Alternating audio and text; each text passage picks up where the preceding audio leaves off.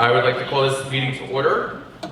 This is to advise the general public and to instruct that it be recorded in the minutes that in compliance with Chapter 231 of the Public Law 1975, entitled Open Public Meetings Act, Hardiston Township Board of Education posted a meeting notice setting forth the time, date, and location of this meeting at the office of the Hardiston Township Board of Education and on the district's website, and mailed to the New Jersey Herald and to the office of the Municipal Clerk of Hardiston Township. Could everybody please rise for the Pledge of Allegiance? I pledge allegiance to the flag of the United States of America and to the republic for which it stands, one nation, under God, indivisible, with liberty and justice for all.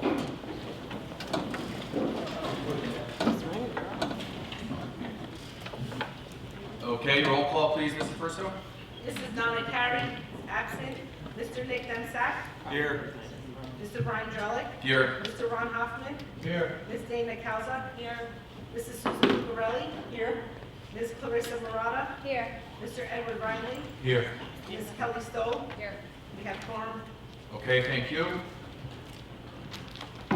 Are there any updates to the agenda? No updates. All right, switching the order up. Sorry, Ed. No, you're good. Switching the order up a little bit tonight, I'm going to start off with my board president's report.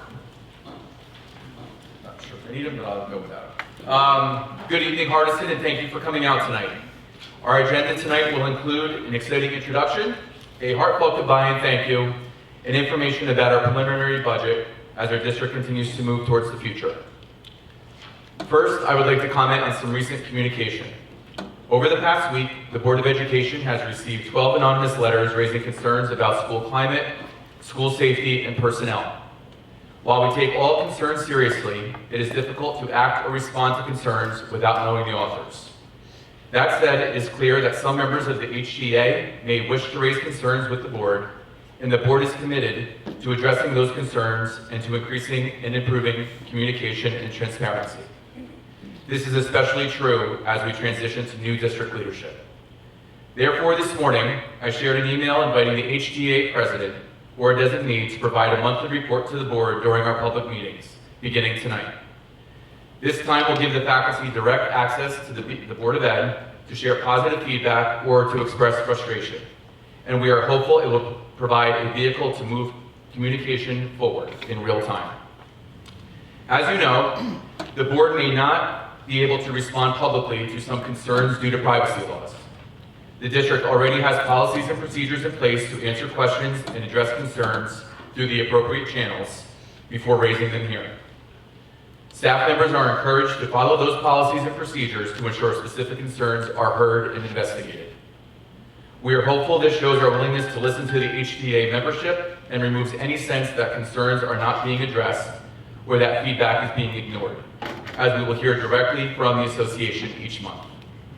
This report will certainly not be required, but it is an invitation that our board unanimously supports.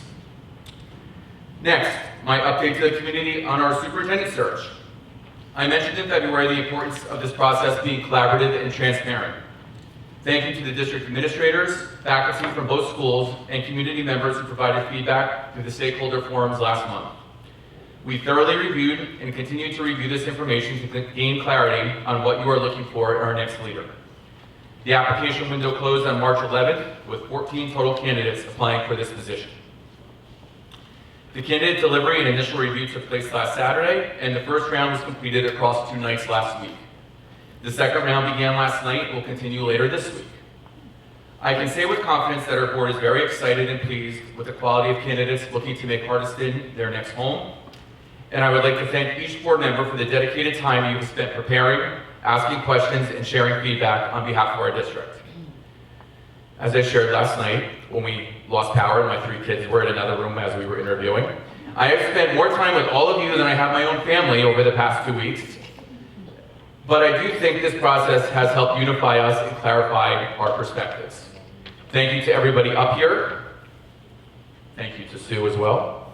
And to Kathy Hellowa, who is leading our search, for your tireless dedication to our community.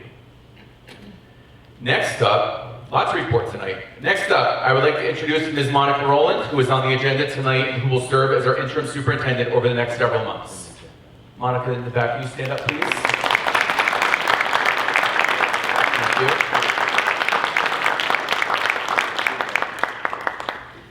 you. Ms. Rowland is a proven leader in curriculum, instructional technology, and staff development who has previously served the Mount Arlington and Tewksbury school districts as superintendent of schools.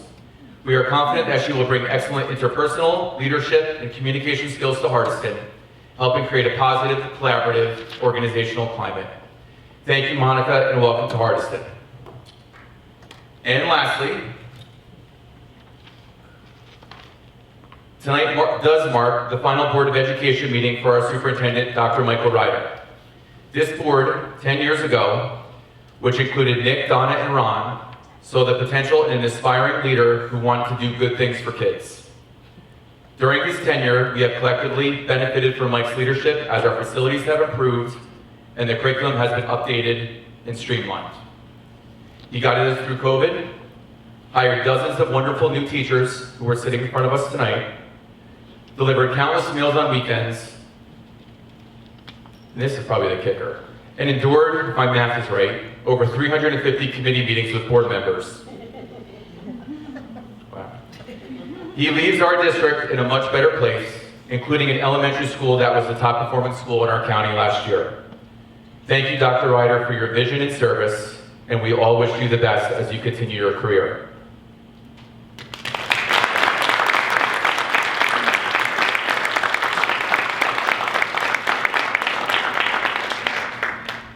Enjoy the last few days before spring break. Up next, committee reports, finance, facilities, operations. Mr. Hoffman. Thank you.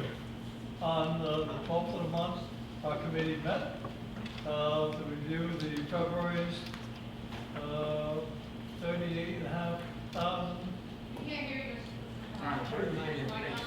Mike is on. Hello. Speak better. Better. Okay, on the 12th, our committee met and we talked about various items as far as the review of February's $58,500 in-money transfers and $1.5 million in the bills list. We reviewed the treasurer of schools money comparison report for January 2026 and the motion to approve it. We then discussed the submission of the budget workbook and the preschool expansion aid in the amount of $1.2 million for the school year 2026 to 2027. We then discussed a one-time voluntary donation of unused sick and vacation and personal leave days by staff members to support a staff member experiencing a medical condition. Then we also discussed the possibility of creating a donation bank, which is currently used in other school districts. We then discussed the facility operations for a district facility used by Daisy Troop 99263, Walker Valley Girl Scouts, the older group, group number 98522, and the Hardiston Men's Softball League. We also discussed window shades for the elementary school. Doing research and looking for quotes, we expect it to be done and completed roughly April 2027. Deep cleaning of floors and the middle school roof was also on the update. Requested of the architects, engineers for long-range planning. Finally, elementary school bathroom doors needed to be locked for security. Then show the list of priorities for the elementary school: asbestos removal, in tiles and closets, continued roof maintenance, ceiling, replacing tiles and emergency supports. For the middle school, boilers, 2 of the 3 are working okay. And we need at least 2 to keep it warm, but summer's coming, so we're hoping. Chillers, we discussed that, the air conditioning. The fire alarm panel is too old, no longer serviceable at all. We talked about the roof, the sidewalks, the lintels. So far, we wound up paying about $18,000 to replace some of the lintels, and there's many more to examine and possibly replace. That's all. Thank you. Thank you, Ron. Thank you, Ron. Personnel negotiations, grievance and policy. Nick? I'm going to let Kelly do it as I was not there. Oh, right, that's right. Kelly. So we met earlier this month on March 12th. I was there along with Dana Kalchuk, the board president. Our committee chairman was unable to join us due to a prior obligation, so the vice president stepped in his place and attended the meeting. That's me presenting the report this evening. We reviewed several personnel items. Unfortunately, we have to say goodbye to some individuals who served our district for many years. And then there's several individuals in that category. But we thank them for their contributions. We wish them the best. And in at least some cases, we hope to still see you around. At the same time, we're pleased to welcome several new faces to the school and to our district. We wish them success as they settle into their roles and get their feet under them. As a reminder to everyone, we are always looking to fill paraprofessional roles. It is listed on our website as an open position, and we encourage everyone to spread the word that we always need paraprofessionals. I want to kind of double up a little bit on what Brian said and just welcome Mrs. Monica Rowland to Hardison School as our interim superintendent. We are grateful for her willingness to step in and serve the district during this sort of transitional period. And we look forward to working together with you. We also continued a discussion from last month on a policy that was introduced or drafted by a committee member to address different aspects of what many people casually call bullying, recognizing that that is sort of casually used as distinct from the statutory definition contained in our HIB policy. That discussion is continuing, it is ongoing. We have posed some questions to Strauss Esme and have received some updates as recently as today.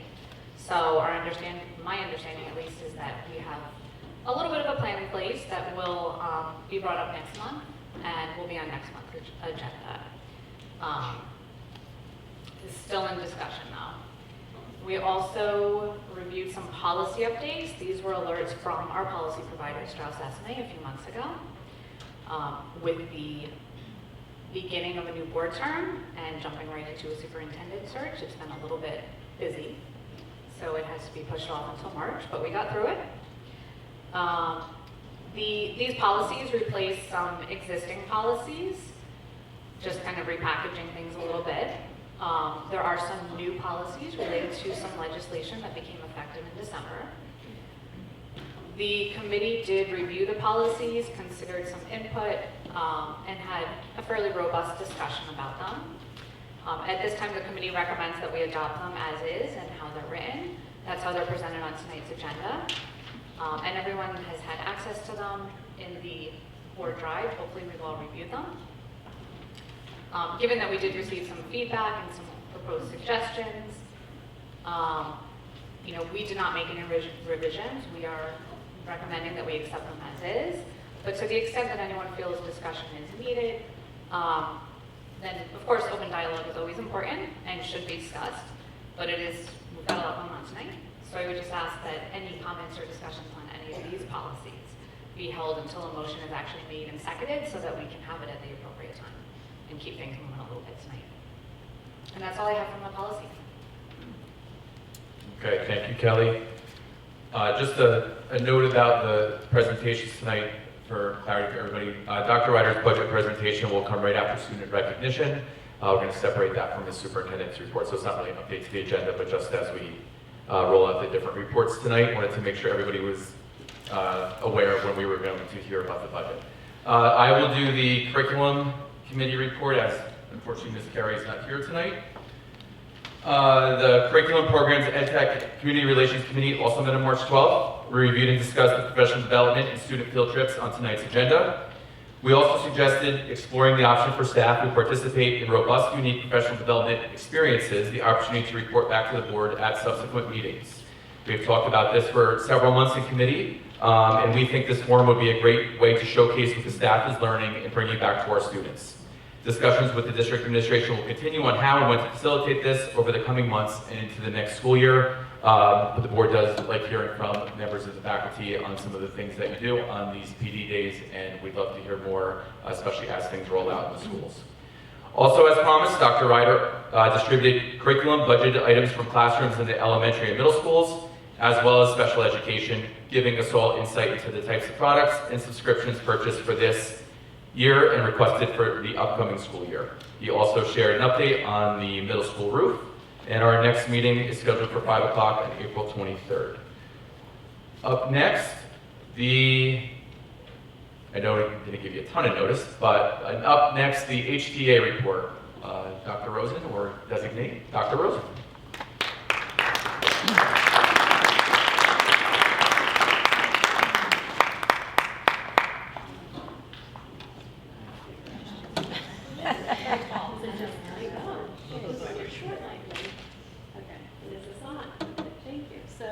Good evening, I'm Dr. Jennifer Rosen, President of the Hardiston Township Education Association. I'd like to thank the Board of Education for inviting the HTA to speak this evening. We appreciate the opportunity to have a voice at these meetings and your willingness to take the time to listen to staff concerns. All right. Dear Mr. Drellick and members of the Board of Education, I am writing to formally express serious concerns regarding school safety and the consistency of administrative response during and after significant behavioral crises within the district. School safety is not optional. It is the foundation upon which effective instruction, student well-being, and staff performance depend. When safety is compromised, whether physically or psychologically, the impact is immediate and far-reaching. Staff cannot teach effectively, and students cannot learn productively in an environment where they feel unsafe and unsupported.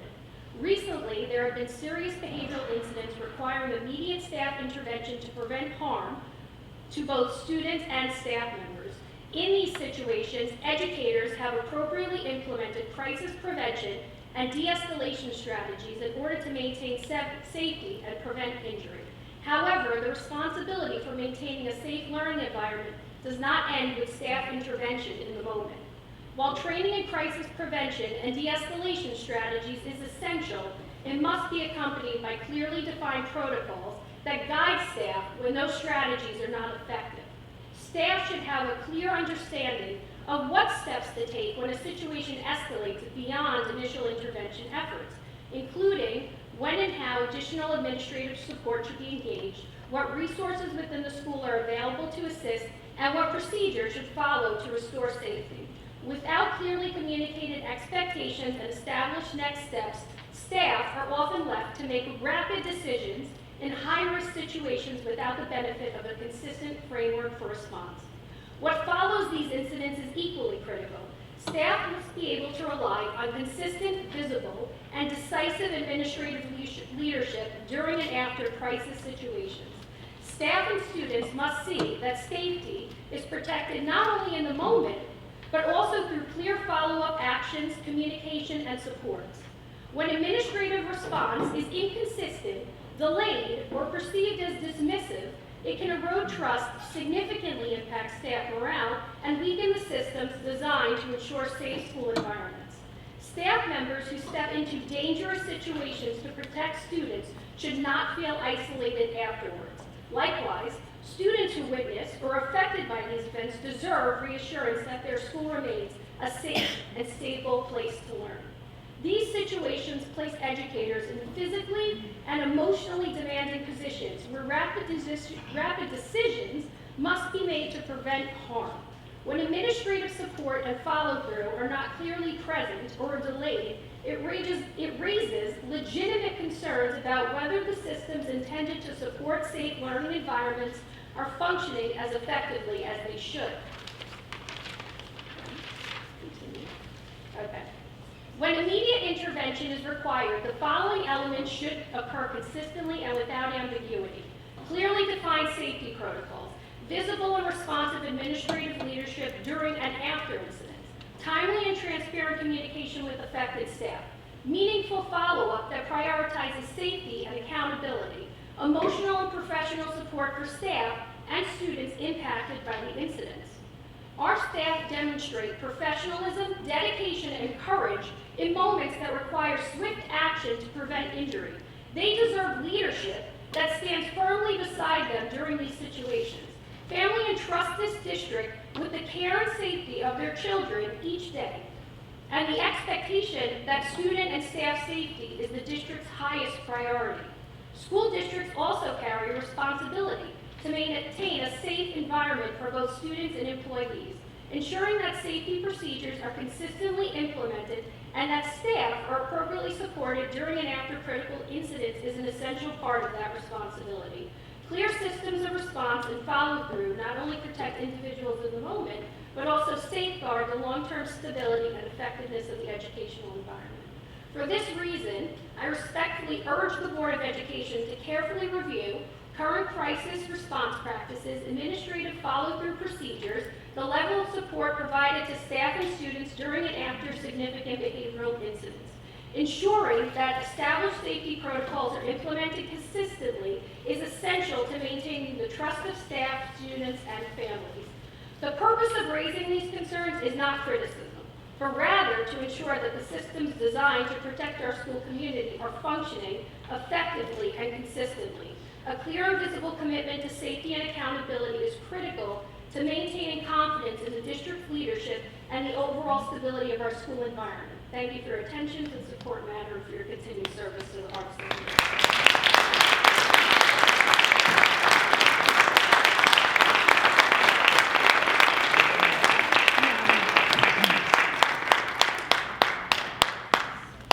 Almost done. Okay. That's the first letter. All right, second. All right. I'm writing in response to a recent communication issued by the Superintendent of Schools, Dr. Michael Ryder, regarding the alleged misuse of district copier equipment to produce anonymous messages. The tone, priorities, and implication of this message are deeply concerning, and at a time when our district is facing far more serious and pressing issues appear significantly misaligned. The level of urgency, investigatory intensity, and language referencing disciplinary consequences in this communication is excessive when reviewed in the broader context of what staff are currently experiencing in our schools. At a time when educators have raised repeated concerns about school safety, staff injuries, and inconsistent administrative responses to behavioral crises, it is alarming that district leadership appear to be prioritizing copier usage over the physical safety and well-being of both staff and students. Staff have been injured, serious incidents have occurred, requests by this union president to meet with Dr. Ryder to address school safety concerns as outlined in my previous letter have gone unanswered.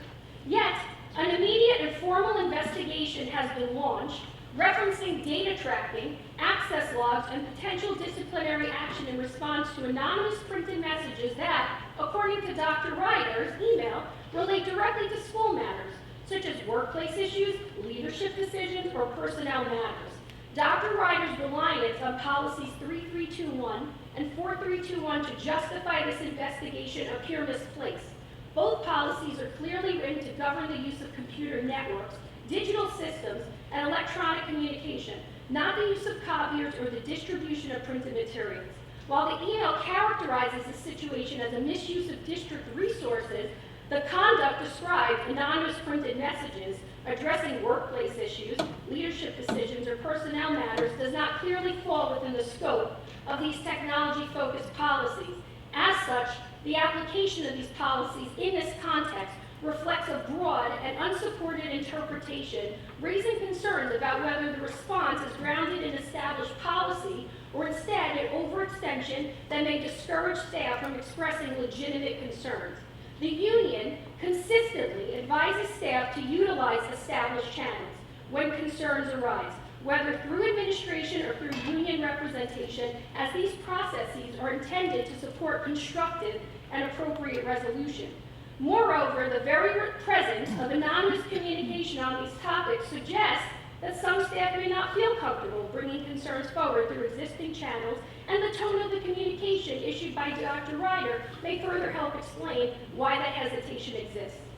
This contrast in response sends a troubling message to staff that procedural concerns involving equipment are addressed with greater urgency than ongoing concerns about safety and working conditions. This undermines trust in leadership and raises important questions about district priorities. The focus here should not be on surveillance and enforcement, but on reflection and responsiveness. If there is a breakdown in communication, the solution is not intimidation, it is engagement. I strongly urge the Board of Education to take a step back and consider the broader picture. Redirect the same level of attention, urgency, and accountability demonstrated in this investigation towards addressing the very real and ongoing concerns impacting staff and students every day. That is where your leadership is most needed.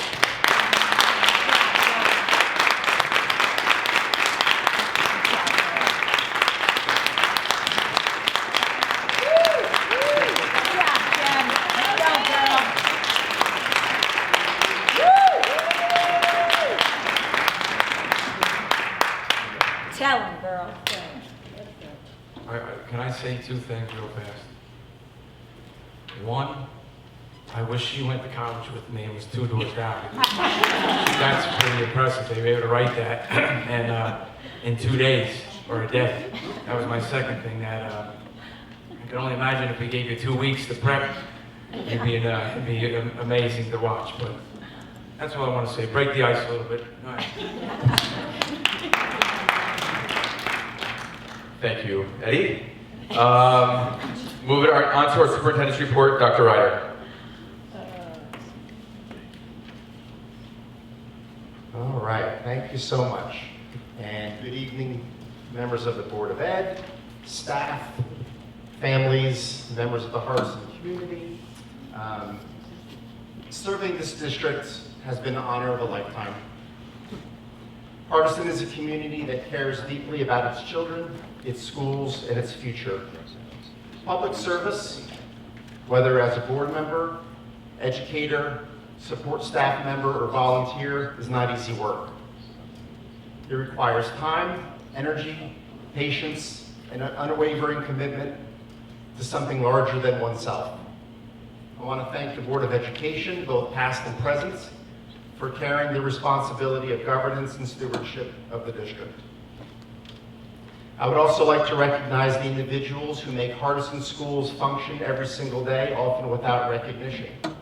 Our teachers, our paraprofessionals, our custodians, the bus drivers, cafeteria staff, secretaries, nurses, counselors, child study team members, technology, administrators, and substitutes. All play essential roles in creating a safe, supportive, and effective learning environment for our students. Schools succeed not because of one person, but because of dedicated teams of people who show up every day, ready to serve children. To our families and community members, thank you for entrusting us with what matters most, your children. The partnership between home and school is the foundation of student success, and Hardison's families have consistently demonstrated care, involvement, and pride in their schools. During my tenure, the school has accomplished a great deal together. We strengthened academic programming and student supports, expanded opportunities in STEM and enrichment, greatly enhanced safety and security measures, invested heavily in facilities improvements, and maintained strong fiscal stewardship while navigating significant challenges in public education. Most importantly, we have continued to place students at the center of every decision. I'm especially proud that we work in schools where students are encouraged to believe in themselves, feel that they belong, and grow into the best versions of who they can become. When you walk through our classrooms, you see engaged learners, dedicated educators, and a shared commitment to growth. This is something worth celebrating. And to our students, past and present, you are the reason we do this work. Your curiosity, your resilience, kindness, and achievements give purpose to everything that happens in this district. I encourage you to continue striving, continue caring for one another, and continue representing Hardiston with pride. I leave this role with deep gratitude for the relationships I have built and the experiences I have been fortunate to share with the community. I'm confident that Hardiston Township Public Schools will continue to move forward, supported by capable leadership, dedicated staff, and a community that values education. Public education depends on people who give far more than they receive, the givers. Individuals who commit themselves to the well-being and future of children, and it has been my privilege to work alongside some of those people here in Hardiston. Thank you for the opportunity to serve this district. I will always carry Hardiston with me, and I wish the entire community continued success in the years ahead. Thank you.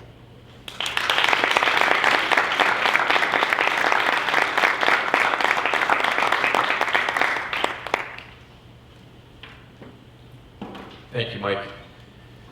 Fire security drill report. Who's got that one? They're online. Okay, they're online. Student recognition. Hi. Mrs. Sanders, is that you? Hi, yeah. Okay. So, I'm looking around the room right now, and I don't think my kids were notified to come tonight, which is really sad. And I know Miss Amara is sick, but I do have a speech that I wrote that I would like to honor, or would you like us to postpone it? Did you? Yeah, it'd be great to have the kids here. Do you think we could do it next month? I'll be there. Okay. I'll be there with bells on. Okay. Yeah, we love when the kids come up. That'd be great. Thank you. Thank you. Yeah, we'll do that at the April. We'll do that at the April meeting. Thank you. Dr. Ryder, budget presentation time.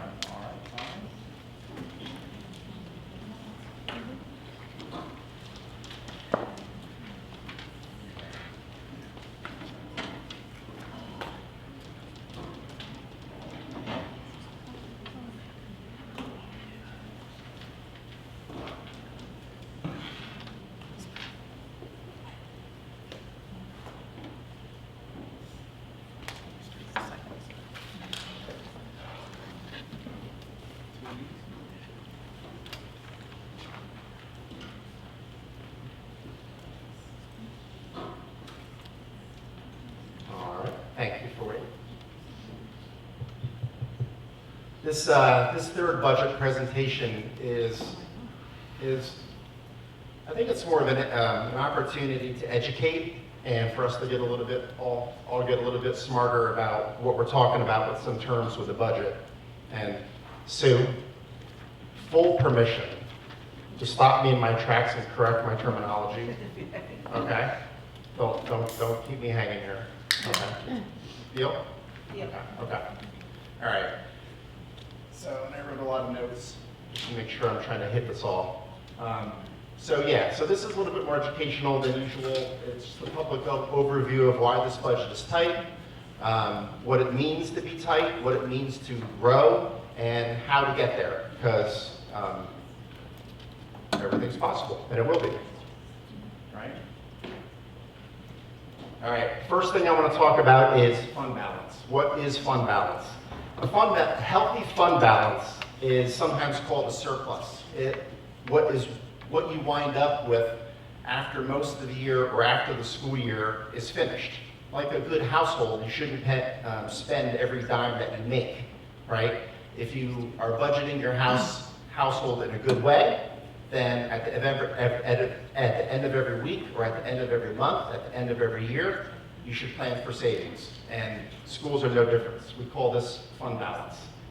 Fund balance also keeps the district on steady financial ground from year to year by absorbing normal fluctuations in expenses without immediate disruption.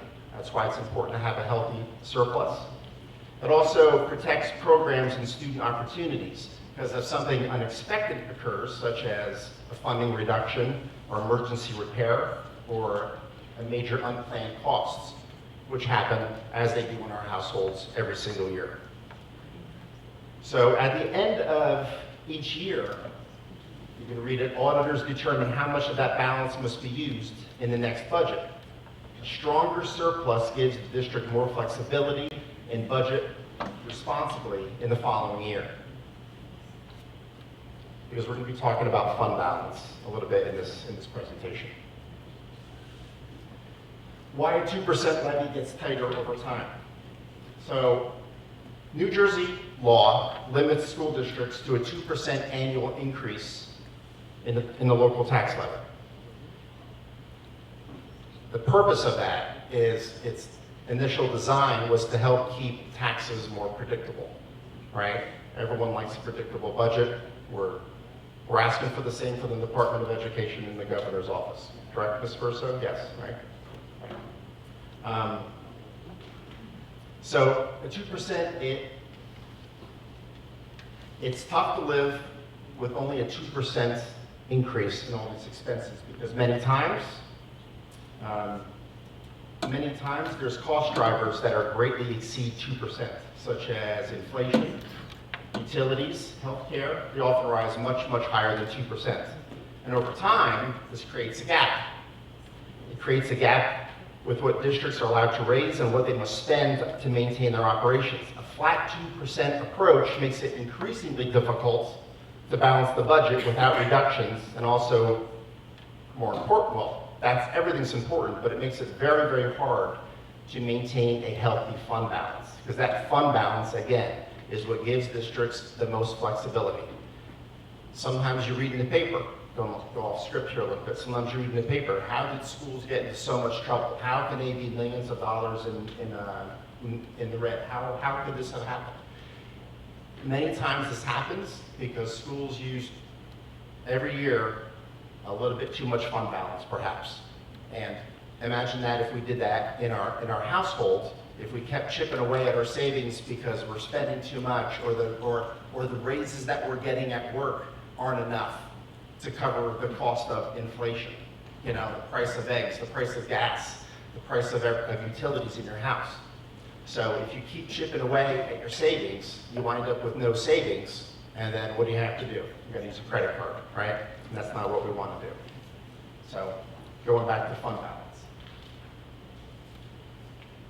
So the state does allow unused tax levy authority to be saved, and that's called bank cap. That's another term that we're going to use tonight, banked cap. Because the cap is 2%.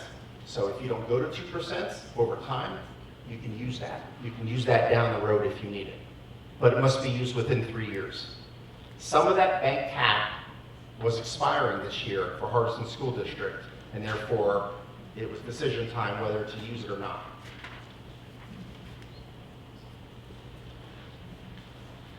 All right, so this kind of slide, I just want to go back in time for a second to 2 budget cycles ago, 24-25.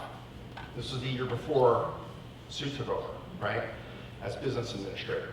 The tax levy increase was below the typical 2%. It was at 1.56. And one-time supports were used to balance the budget. What's a one-time support? The SHIF, which is a school health insurance fund. Not every year, but on good claims years, the district might get a dividend check that you could apply toward future payments for health insurance, right? We started using extraordinary aid, which is a special education reimbursement revenue that comes back if you go over a certain threshold for special education spending. We started putting some of these things in the budget as things were getting tighter. And that's okay for the short term, but it's not a sustainable practice. It's great for the short term, but better plans must be made ahead of that. So And then not going to 2%, 1.56%, that's a tough one because that follows you year to year. The good news is we can use that. Some of the, I don't know if we used it last year, but we can use it this year. Also during that year, an anticipated year-end surplus was also used to close the gap. This is in 24-25. And that was great at the time. It made the budget balanced, but it also, anytime you chip into that fund balance, it reduces your flexibility for future budgets. And that's why that's really not an advisable best practice way to run a school district, a business, a household, any of that stuff, right? So for the 26-27 budget, again, we're going to use something called, and we'll talk about this in a second, an insurance waiver. All right, and Sue might have to help me out with that one because I've asked her about 4 times how it works, and it's a little tricky to me, but it's interesting because of the price fluctuations that happen every year with health insurance. We're using grants, we're using bank cap, but we do not want to use extra surplus anymore. Now, this does not mean that we do not have extra surplus. In a couple slides ahead, I'll explain that the finances of the district are actually, for this time of the year, in much better shape than they were March of 2025.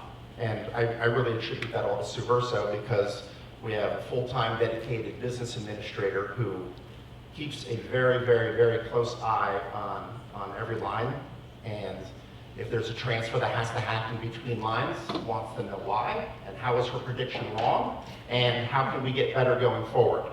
So we are in a much better situation and what that means is, cross fingers, knock on wood, as long as April, May, June occur without anything catastrophic, we're going to have, again, a healthy fund balance going forward.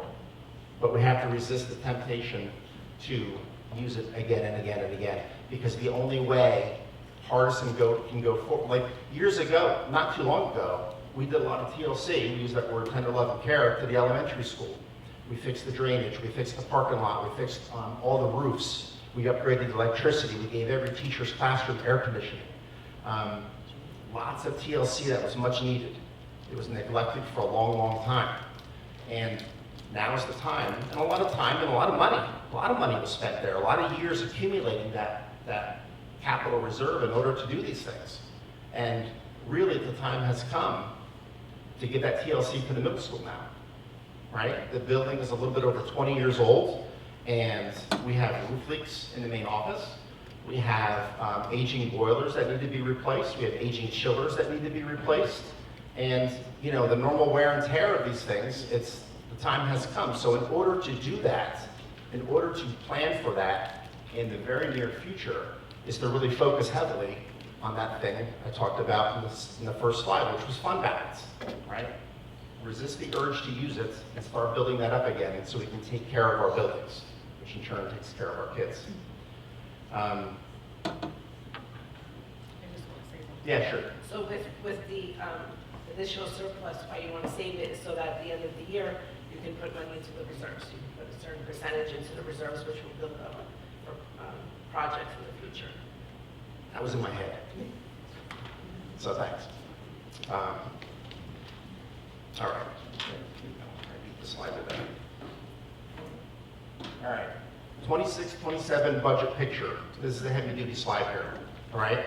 So even after using all of the available tools, meaning the offsets of the healthcare waiver, do you want to talk, please? No? No?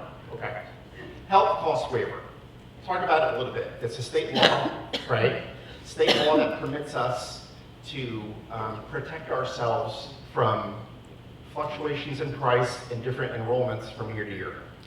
Right. So when you have when you have staff members that take waivers, the state allows you. It's kind of like a savings. You're showing that you're going to be you're careful with saving money for the district with benefits, especially since the state health benefits are 31.9%.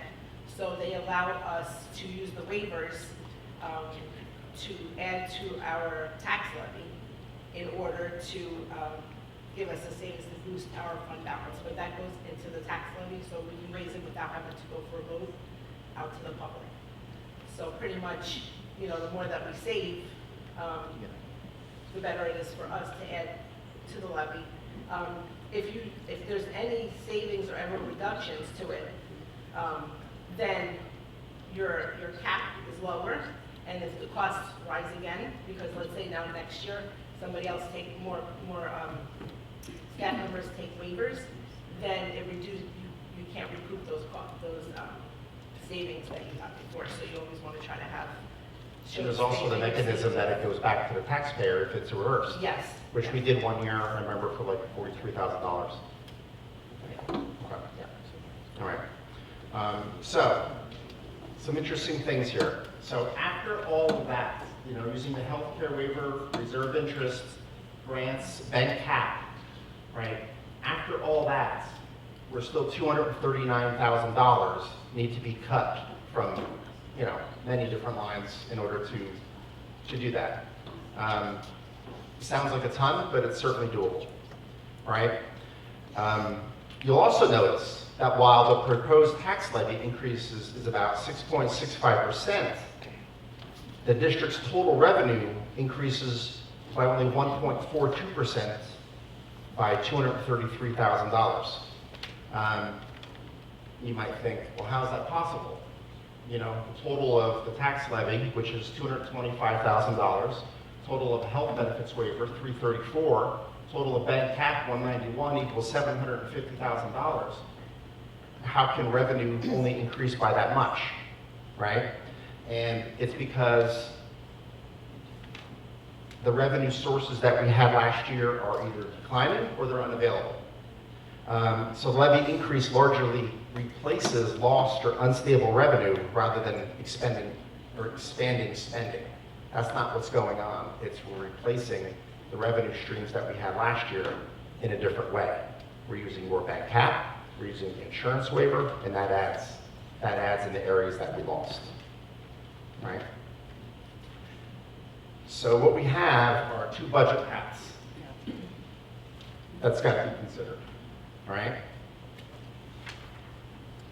So if the levy remains at the standard 2% increase, meaning if we don't use bank cap, if we don't use the insurance waiver, approximately $450,000 in budget reductions will still need to be identified. If we use bank cap, like most districts would, and like most districts would do the insurance waiver, because it's the only way to keep pace with the world around us, unfortunately, then the current gap can be closed with, you know, very minimal pain, right? And so in my presentation, I'm saying that I absolutely recommend the one on the right, using the bank cap and the insurance waiver.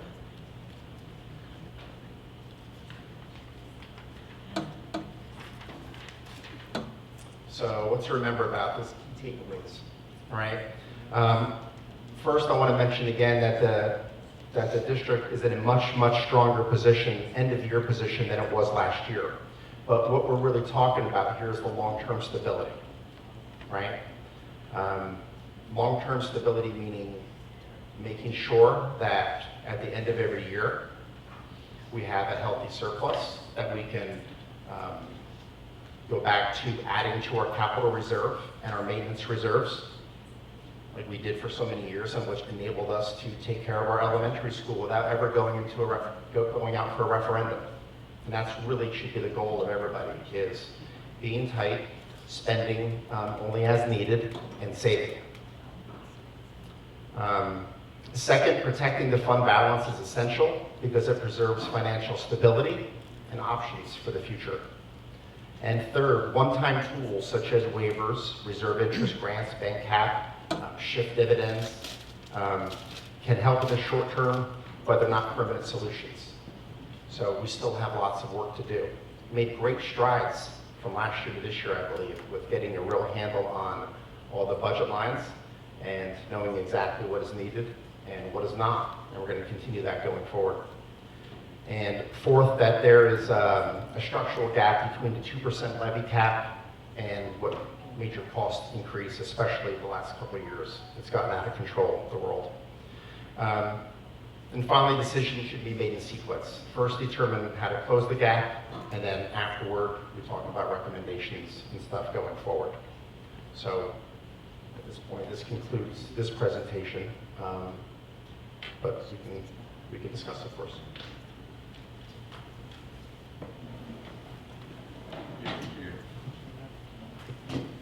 Thank you, Dr. Ryder. Any questions, comments from the board? Yeah. So you presented two options without outlining the impact of both options. We have a 4%, 2% increase and a 6.65 increase where unfortunately there's cuts. And we don't know what those cuts are. And I'm upset in the aspect that this was presentation that shared last, I thought we were good, no information shared out, and then now it's budget getting cut.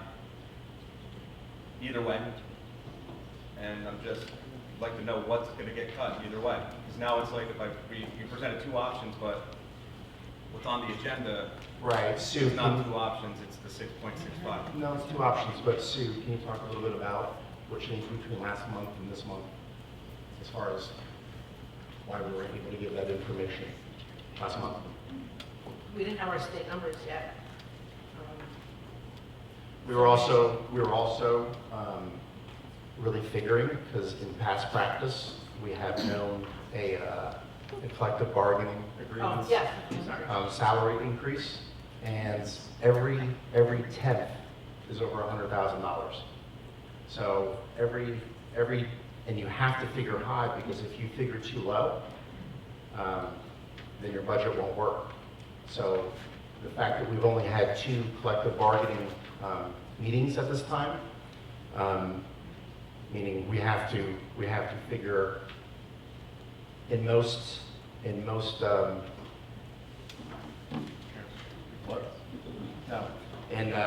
we have to figure high. We have to figure high, and chances are, if we had the real number, we'd probably make this balance without doing anything. Yeah, we waited for the budget numbers to come out in the state aid where we actually got more than what we were anticipating for the last budget workshop. I wasn't at I'm not on the finance committee. I wasn't at the meeting. I don't work on obligations, so I don't know if this came up there, but didn't see any correspondence of increases of like how the aid was. There are new non-budgeted items that were not for this year that got added in, unfortunately, or whatever it is, and I get that without getting into details, but again, what is getting cut? And I think, like, Mike, I noticed here last night, like that. Well, also, Mr. Debsack, I just want to let you know that the prior practice that we're done for 2 years in a row, using more fund balance than necessary, that's the part that's ending. Okay, if we did past practice, then sure, we have enough. But Hardison will be in deficit if it keeps doing that. If deficit spend. Yep. And I understand this was from 3 years ago where we didn't go to the 2%. Like, I've been hearing the story. And just without getting a clear picture either way, because cuts, you said, I know it's less sacrifice or less concern with going to the 6.65. But again, what's getting cut? And, okay. Sue, did you want to say anything? Just like general, just like there's $229,000 in cuts. Not yet. No information what's getting cut.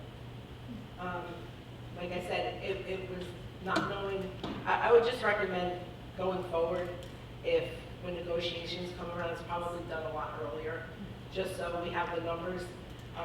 Even if we played with the just playing with the numbers, depending on the percentages to put in, it wouldn't have been this much of a gap. So I think that was the unknown. The utilities have increased, so we have to budget more for that. Like I said, the benefits, but really, if we would have had a number or an estimated number for negotiations for salaries, we probably would have had a little bit more of an idea that it was that short. And also last year, we also budgeted for, in the budget was maintenance reserve and capital reserve, which we're not doing this year. we did the air conditioners and some of the maintenance projects, so that also came out of the, and as well as the shift. So, Like the amount to be cut and the cuts themselves are to be determined, is that what we understand? Yeah, exactly. It's to be determined, and the good part about it is usually this. I mean, it sounds like the world, but in our world, it's a lot. Can we can take a closer look at utilities. Is there anything to cut there? Is there anything that what I mean? Like, what does the board want?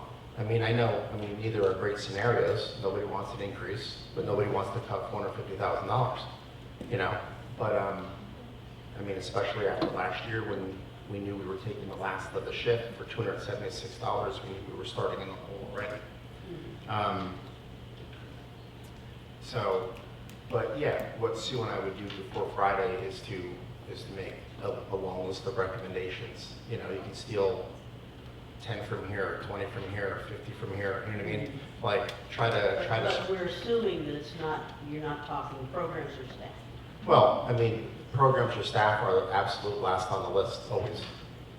It could be something as simple as we have 2 staff members retiring, so instead of budgeting at a higher step, we come down a little bit, so that's always the savings there as well. So it could be something just as simple as, just what step that we can budget at. Okay.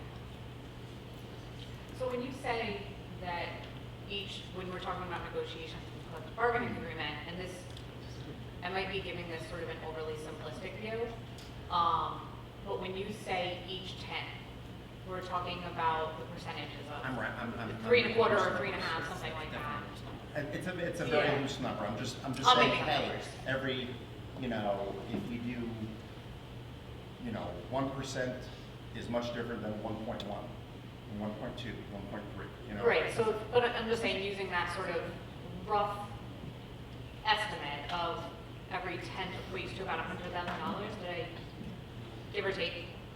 Very, very ballpark. I guess what I'm trying to ask is, depending on where we end up with the collective bargaining agreement and negotiations, is it possible that the shortfall is not really $243,000, it's $43,000, or something like that? Am I understanding that aspect of it correctly? It's possible, but we just don't know. We just don't know. I and mean, we're so budgeting the on- dollar amounts are factual, there's nothing there, but, we don't know what's gonna end up at, we're in negotiations, so, Yeah. other than that, I don't wanna get into it, but since it's a factual amount, it is what it is. My question was, we're just budgeting high, so that number can end up being different just based right there once we have final definitive I mean, numbers. we don't know. Okay. But yes. So what I want to understand now is what the process is from here, because my understanding is we need to vote on this to submit it to the county for review, but we're also talking about kind of identifying cuts by Friday, something like that. So can you just walk me through the process of what we get reviewed, what we get back? And Well, the what we balanced vote on? budget has to be presented to the county, right? So I mean, it's got to be balanced. So all the board is saying is this idea we recognize that $239,000 needs to be cut from this budget, right? And the county doesn't need to know exactly, whatever. I mean, it needs to know the line items, right? But it doesn't need to know how we're doing it or anything like that. You know what I mean? So from the county point of view, it's not very, it's specific number-wise, but it's not specific, anything else like that. And then, this is this is a new process for us too. So one of the things Sue and I will do is make that list, share it, and give some time to answer questions or to give feedback and all that, because we don't have another meeting, obviously. Yeah, so that's what I'm wondering is once these cuts are identified Friday, is that something we're reviewing? We don't have another meeting. It's conversations, it's picking up the phone, it's talking to people, it's getting everybody in sync. So we submit it, it gets reviewed, I'm sorry. Just to clarify. Yeah, The- I'll listen. Nobody needs to hear my voice. Yes. So right now, The budget that we're voting on tonight is a tentative budget. Okay, all that This is what I'm means, trying to understand. all that means is that this is what we think right now is a tentative budget. We have to send that to the county by Friday, but the board has to approve sending it over. So this is it. This is the tentative budget that we're sending over. What happens next is that we have a month to go through the budget and say, maybe we don't want to raise this, maybe we want to change this, whatever that is, till we get a final budget. But right now, as today stands, and the budget that Sue and Mike put together, that is the budget, until we change it. And then we have a final budget hearing April 27th. That's, okay, thank you. That's the part I'm trying to understand, is this So is not the that's final budget. Yes. The final budget we're voting So on. this is not the final budget. It can be if there's no changes, but if there are changes, that would happen in April. We have a public hearing where we go through everything again and say, this is what the final budget ended up as. Let's vote on it as the board. Thank you, that's the timeline. I'm This is looking for. tentative. But nevertheless, Kelly, the point is to obviously communicate as much as possible, you know what I mean? And go from there. Yeah, so I guess my follow-up question here is, sorry, I didn't want No, go ahead. to, what is the county okaying, for lack of a better term, or reviewing and sending back, and how much wiggle room do we have after that? You know, how much can we change the budget once it comes back from the A county? lot. Okay. So it's not gonna be that number, Well, it can be if we have no changes. So, but that's like unlikely, right? well, no, it's not unlikely. I mean, again, But it could change. most districts do not change their tentative budget because they think that this is what they need as it goes. But of course, it's called a tentative budget for a reason. So if a few things need to change here and there, we do that. We have a month to do it. In April, we approve the change. There's a budget hearing, we approve it in April. It's not the final budget at all, it's just a Right. separate number. The number is 6.65%, which is on the agenda, being raised of the tax levy and sent over with 200 and some odd $1,000 in expenditures being cut without identifying and knowing which area those are As of this point, in as time. of this point. And- That's what it is. And I That could understand, change. I understand why, I'm not arguing the concept, I've supported 10 budgets, I voted down one because it cut programs my first year. Every other year, I've supported it, I'm just concerned because the response there, are we gonna cut programs? I respect that, but the answer is we don't know. Hopefully not. And I'm hesitant of passing something without knowing the full details of it. And candidly, I respect that we're in a transition process for our leadership, and the next person is going to be the one leading the budget hearing. And I just am concerned, and in general, I brought this up at the last one, we need to talk about what we're doing as a board to really advocate for our community. And Robin reached out to me, you reached out to me, Kelly, about how we need to get involved with the Highlands Act and really advocate for that and get on board with that, because I feel like the train is leaving the station and there isn't any leadership of us or even the council or everybody else getting involved in that, because we are impacted by it. And this is frustrating. I get what you're saying, Sue. I understand the whole concept of raising taxes and going over because of health benefits. Our health benefits are going up, you said the state, but we don't use the state. They're going up, what, 20%? And that's an issue throughout the entire state in public education. And it's a problem that we really need to advocate for our district with the whole lack of S2 formulas and how we're working. And this is their plan from the state of putting the taxpayer dollars on the local community. I just am hesitant without knowing the full picture. And that's all I'll say. And I don't know, that's it.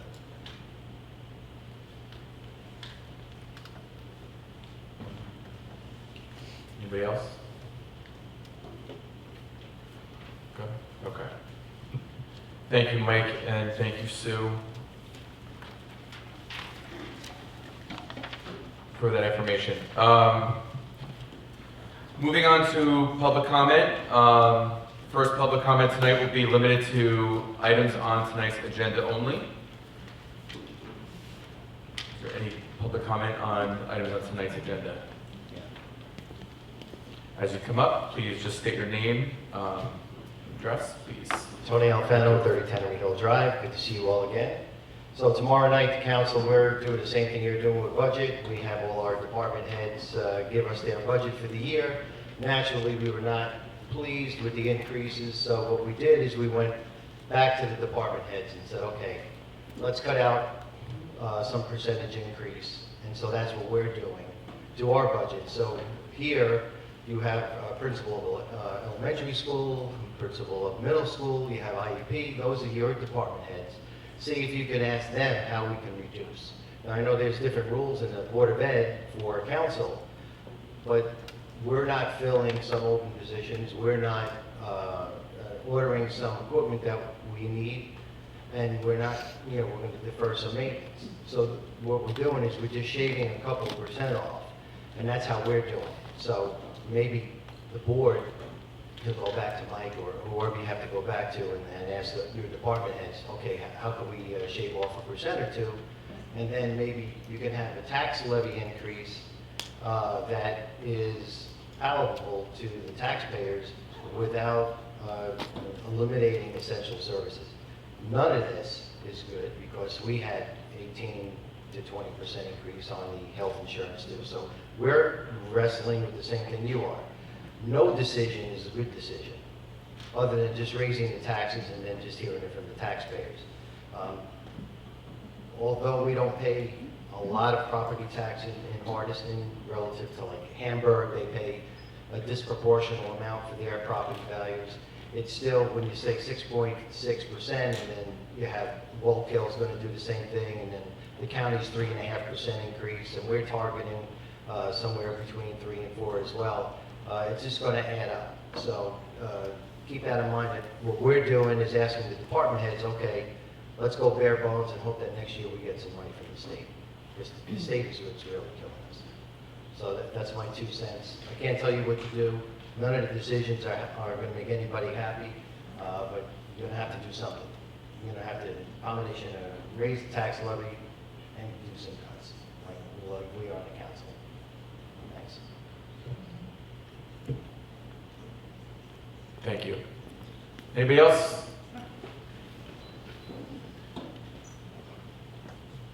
Jeff Altieri, 14 Bracken Hill Road. There was a slide that Mr. Ryder had pointed out discussing a change to the standard 2% levy that our school district had done back in 24-25.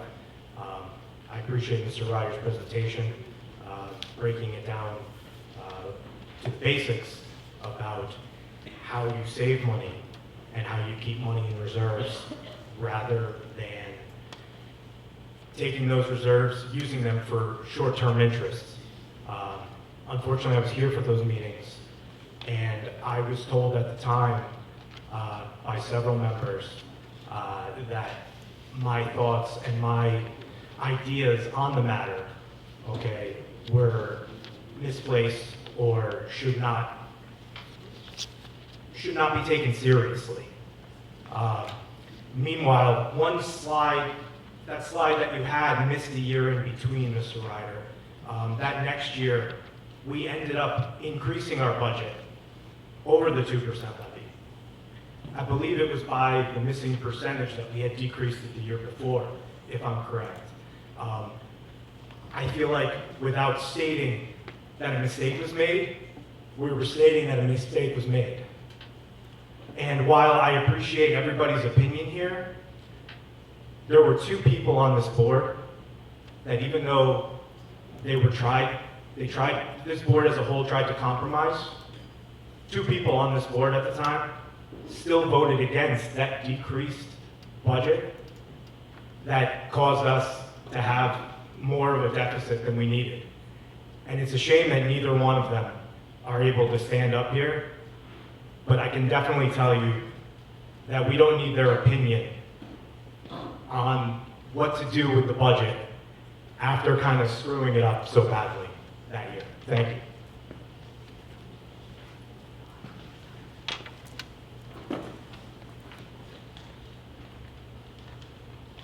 Sure, Nancy Brennan, I'm speaking to you as an educator of this district that's been here for over 20 years, and I'm speaking on behalf of my colleagues.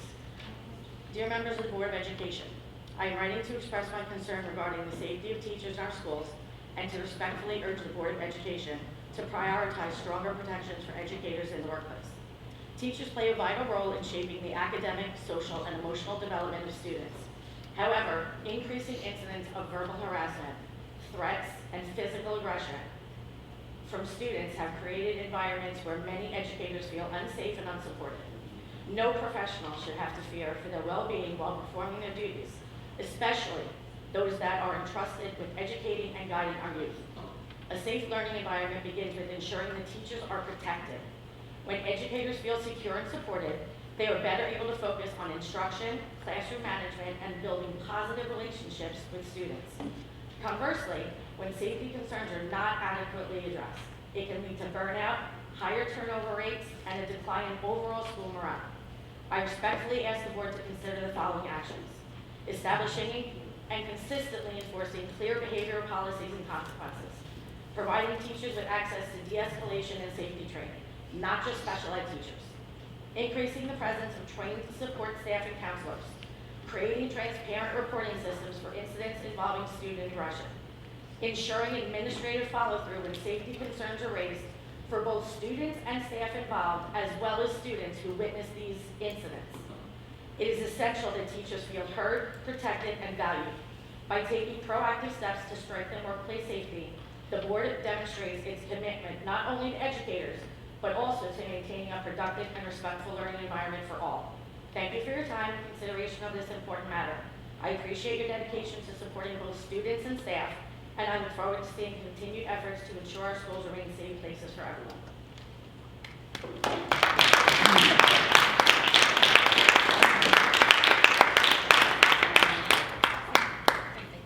Hello, I'm Whitney Dugan. Good evening, members of the board, superintendent, and community. I've been a Hardison teacher and coach since 2011. I'm also a rep with the union. I first would like to thank the board for providing us with the opportunity to work with Kathleen Hila in our search for a permanent superintendent. She's a phenomenal listener and was able to discern the needs and wants of both buildings. She didn't just record responses, she prompted follow-ups, asked for clarifications, and shared similar experiences. It was a great exercise in collaboration between both buildings, having teachers, one of the stakeholders, be part of this paramount process. One resounding conclusion from the meeting with Kathleen Hila was both schools find staff morale as a significant challenge for the incoming superintendent. I've been a part of Hardison School Board team for 15 years. I like to think of the staff, the board, and the administration as being part of a team, us working together towards wins for our students and supporting each other along the way. In the spirit of teamwork, I believe this is the perfect time to administer a school climate survey. Last year, the board shared plans to administer a district-wide climate survey through a third-party provider in order to gain honest, meaningful feedback about staff experiences and perceptions. Policy 912801 School Climate Survey states the first survey would be administered by April 30th of 2026 and continue to be administered each spring semester between March 1st and April 30th. Many of us being staff, would appreciate that commitment and willingness to listen by administering the survey and using that data to guide improvement. Gathering this information now could help ensure that the new leadership is provided with transparent, comprehensive input from those who work most closely with students each day. Data is powerful. As a staff, we are encouraged by past practice and administration to use a multitude of data points in order to drive instruction and meet the needs of students. Data from the survey could help guide staff morale and support the new superintendent, ultimately benefiting the demographic we all want to help most, the students. One of our most undeniable strengths in Hardison is our educators. We are committed, we are passionate, we are resilient. Throughout the years, our staff have overcome insurmountable challenges inside and outside of the classroom. Health, loss, grief, finances, whatever it was, our students had no idea because we put them first.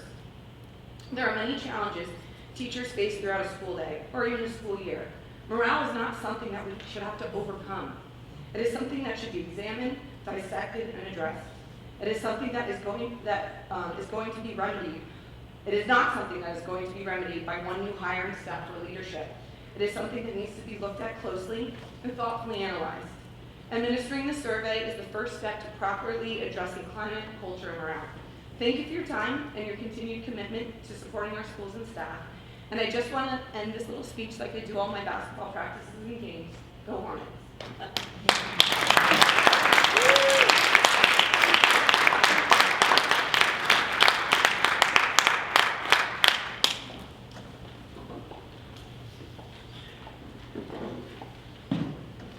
Hi, good evening, Lisa Healy, 3 Golden Hills Drive. Mike, first, thank you for giving me the opportunity to work at Hardison again. It's meant the world to me. Your leadership has made a lasting impact on our school. You have inspired us to strive for excellence, kindness, and of course, humor. We are grateful for everything you have done, and we wish you continued success. Best of luck. You will be missed. Thank you.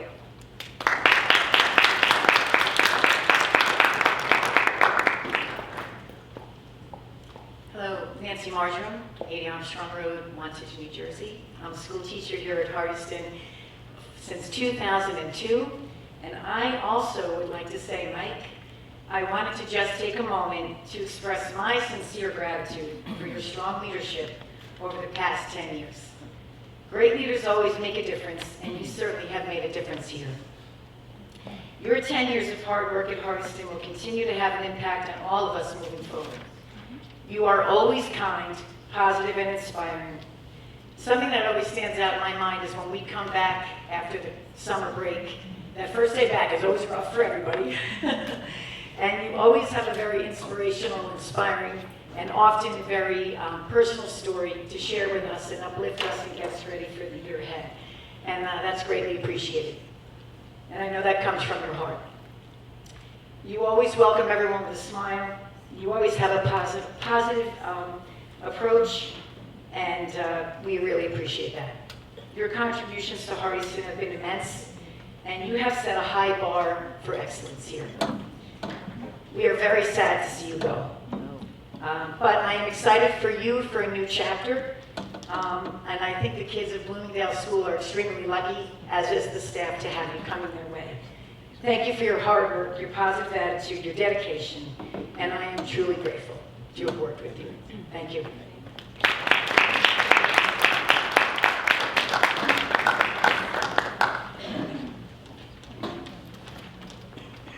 Amanda Herman, 12 Crystal Springs Road. I would also read a letter from the Board of Education related to staff safety.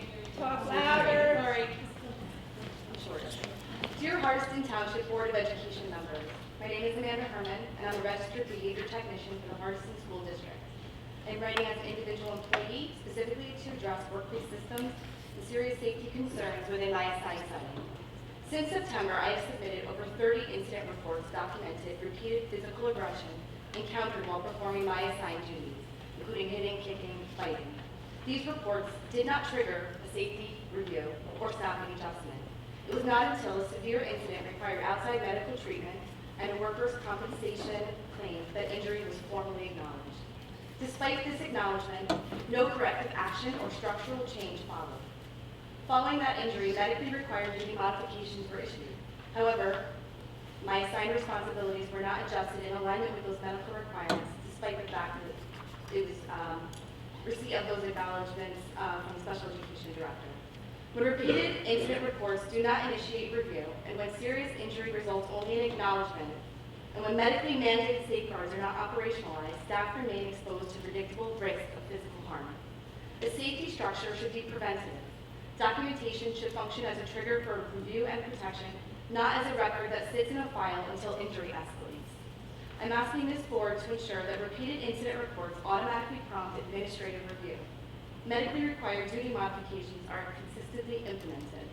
High-risk environments have defined staffing and safety standards. Protecting staff and supporting students are not competing priorities. A safe workplace is foundational to stable, consistent educational services. In my case, severe injury or serious injury resulted in acknowledgement but not prevention or follow-up action. I'm asking this board to ensure that no employee has to be injured before safeguards are implemented.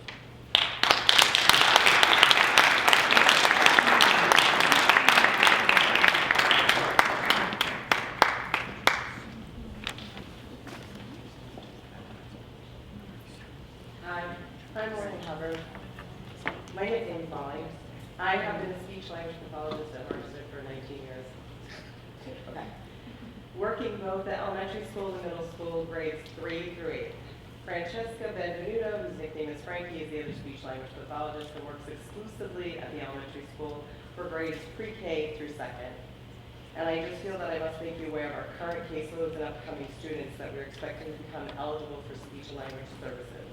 I currently have 62 students on my current caseload, and Frankie has 52. It's imperative that you initially consider the extensive scope of some of the needs of these kids. Although we spoke with our special education director since November 2024 about the workload with which we are dealing, and Dr. Ryder gave us the permission to switch to the 3-in-1 model, so it's 3 weeks direct service and then 1 week indirect service. We're still struggling to meet the demands of our job in an ethical and professional manner. So our job duties really are wide-ranging. I appreciate your help with this and your attention. So one, we have to evaluate students, both from the child study team, from referrals by the parents or teachers, for speech-only concerns such as articulation or fluency difficulties. We're currently evaluating 16 students. I have 5, Frankie has 11. And I've already evaluated 19 students this year, and she's already evaluated 18 students this year. Case management is the second thing that we do. Those are for the speech-only kids. So for instance, I'm a case manager for 34 kids on my caseload, and Frankie is a case manager for 21. The other big thing that we do is provide services. So we recommend and provide therapy services. We do have kids that have learning and language disorders, hearing impairment, syndromal concerns, autism, behavioral challenges, non-speaking students who require augmentative and alternative communication. I have one amazing student with augmentative and alternative, who uses augmentative and alternative communication. He's non-speaking, uses a device as a talker. He's just amazing. Frankie has 7. She has 7 students currently using talkers, which all of that increases, like our significant involvement with frequent programming, collaboration with the teachers, ongoing training, and parental communication. So right now our caseload numbers combined equal 114 students. And we are case managers for nearly half of those. So that's 55 of them. We see them once, twice, 3 times a week, sometimes more. And just to put that into perspective, the whole child study team case manage about that same number. Additionally, we have to attend evaluation planning meetings, eligibility meetings, IEP meetings, monthly progress meetings, annual review. Meetings take up a lot of time. And for each annual review, we have to complete a survey that addresses their current performance and update their goals and objectives. While talking about the current performance, I researched all the data that I took for the past year, crafted into an essay of their strengths and weaknesses, often giving examples that illustrate their successes and challenges. And between the two of us, since last January, we've completed 455 surveys. I'm taking all of these numbers off real time. We have professional duties as well, like responsibilities, that kind of thing. What's concerning to me is there are currently 21 second graders. So I'm going to be getting them next year. So, and I'm only losing 4 8th graders to high school. So I hope you can see that I've made some points with some extreme clarity. We are currently in a reactive state, and it's very tough for us to be proactive. We have a wonderful child study team secretary and great case managers who are often emailing or calling me, looking for an evaluation, a report, a survey, information about a student, and trying to complete the requisite level of work demanded of us as speech language pathologists has been challenging. So previously, we've always been able to manage our own timelines. It's just that with this amount of work, we're struggling to keep all the balls in the air. We haven't dropped any yet. I'm just letting everybody know. We haven't dropped any yet. But it's required us to work through our prep periods, lunches, in addition to working earlier or later than our contracted hours and also on weekends. I know that you think that this is what prep periods are for, but with 62 kids on my caseload, I have a lot of prep that I need to be doing for them therapeutically. I need to address their individual concerns, create materials, collaborate with teachers, and we require specific time to prepare like speech and language tasks that we need to target. And to give some additional perspective, when I was first hired, I had 38 students on my caseload, and I did 14 evals that entire year. Now my caseload is 62, and it's growing. Frankie started with, she just started 7 years ago, and she started with a caseload of 34 kids. So I think we've demonstrated significant need for like speech and language services. So that would be great. Thank you.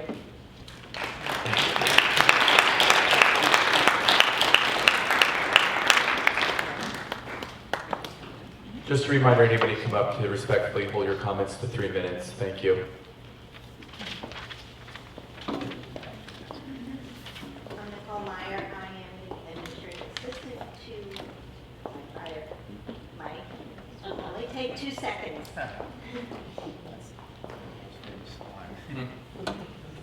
Thank you for your many years of service, 10 years of consistency, dedication, and commitment to our students, faculty, staff, and the entire community.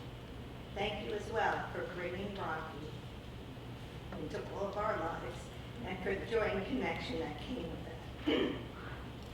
Beyond everything you've done in your role, your quiet acts of kindness have meant so much, especially the weekend bag, faithfully delivering donated items to support our most needy families. They truly are grateful and always look forward to seeing you. You will be missed by all of us, and as you move on to your next chapter, don't be the only one burning the midnight oil.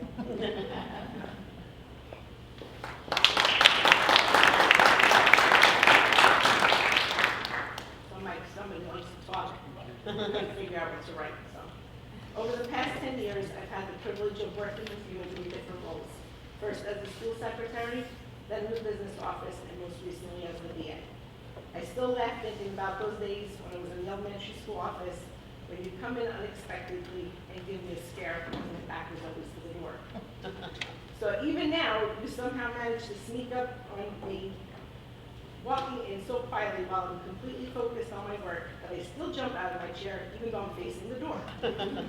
So when I first made the move to the business office, I remember how you welcomed me on my first day. You told me that you were glad that I was there and that you were confident I'd do a great job. And that encouragement meant a lot, especially stepping into something new. It's still a little crazy to me that I went from being a school secretary to becoming a BA, all in the same district within 10 years of being there, 12 years for the district. Out of everything, these last 16 months as a BA have been the most meaningful. But I won't lie, I was so nervous taking on that responsibility, but you always made me feel like I belonged in the role. You cheered me on when things went well, encouraged me when things got tough, especially when I went back to school, and supported me and the whole admin team every step of the way. Whenever I come into your office with questions, I always start, sorry to bother you, but you never make it seem like I was a bother. Thanks for your trust and for making people feel recognized. Wishing you all the best in your district. You're lucky to have you. And as for Rocky, mornings won't be the same without him stopping by for his 3 little biscuits. My box is almost empty, and his visits really did make some days a little easier. Thank you.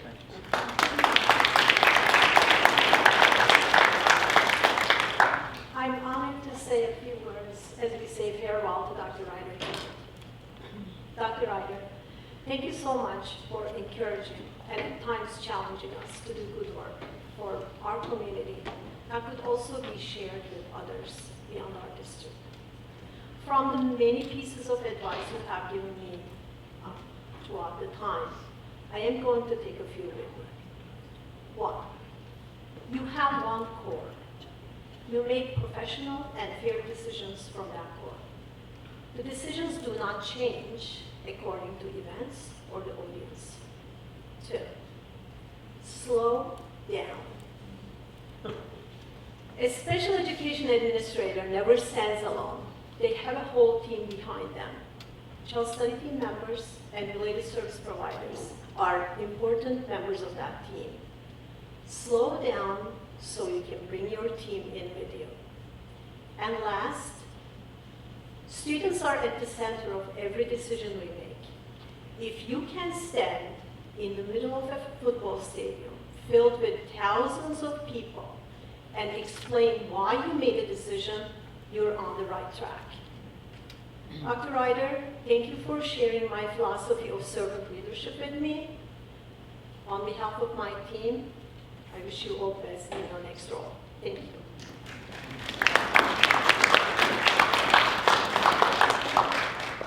So Meg couldn't be here tonight. She sent me some words to read to you. Can you speak a little louder? I can't hear you. Yeah. Sorry. This is from Meg O'Mara. I am sorry that I am not present tonight to celebrate your time in Hardyston, but it is important to me to publicly acknowledge the impact that you have had on our students, on our team, within our community, and on my career and life over the past 3 years. During this time, I have witnessed and directly experienced genuine humanity at the forefront of your leadership. Thank you for engaging with our students at pickup, during lunch, and at dismissal as often as possible. They know you are so much more than the lunch aide. Thank you for allowing our team to grow in communication, collaboration, and through friendly competition. They know that you have encouraged their growth and individuality. Thank you for helping me to become more involved within the Hardyston community. So many have been blessed by your partnership and initiatives, and I will work to maintain this tradition. I am grateful for your guidance, support, and encouragement, and for the growth that you have fostered within me. Most of all, thank you for your humanity, the compassion that you show, the concern that you possess, and your unwavering commitment to the kids. Continue being genuine, and you will bring an untapped level of success wherever you may go. Thank you, Dr. Ryder. God, good luck, and God bless.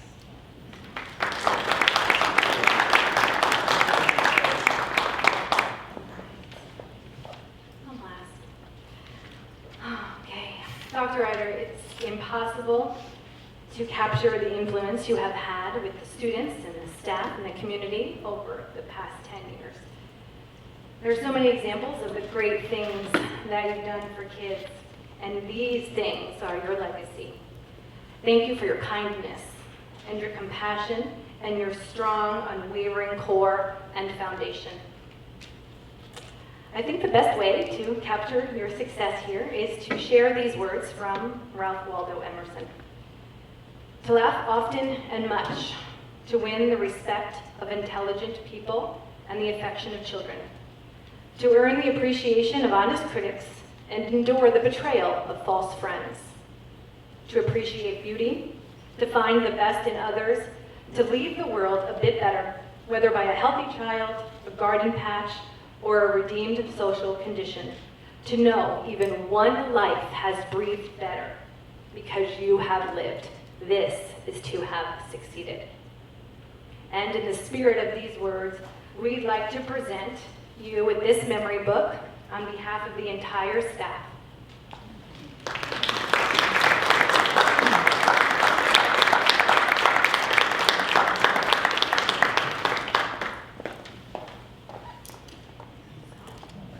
May you remember us fondly as we will remember you fondly. Thank you, Mike.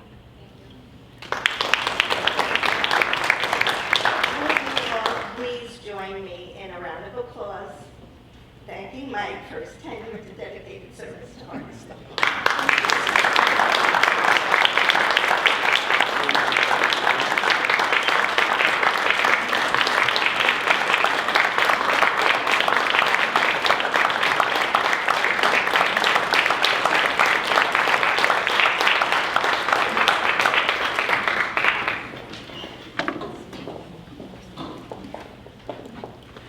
I'll be following a positive speak. My name's Renee Mope. I'm up in Montreal first. One thing I do remember is that how good you were, Mr. Ryder, with the football and the kids during pickup.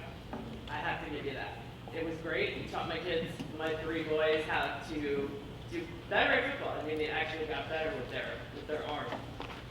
But I address the board when I say, when you're considering a new hire, I just want you to ask them and make sure that it's somebody who's really concerned about the children and the children's safety. because after what I'm hearing tonight, I worked here in 2019 to 2022. And things haven't changed for the safety. I was in a classroom where one of the kids stabbed an aide with a pencil in her cap, and nothing happened. Everybody knew about it. They told them, don't worry, just put it all in one report. That's kind of how it went, and it seems to be going that way still.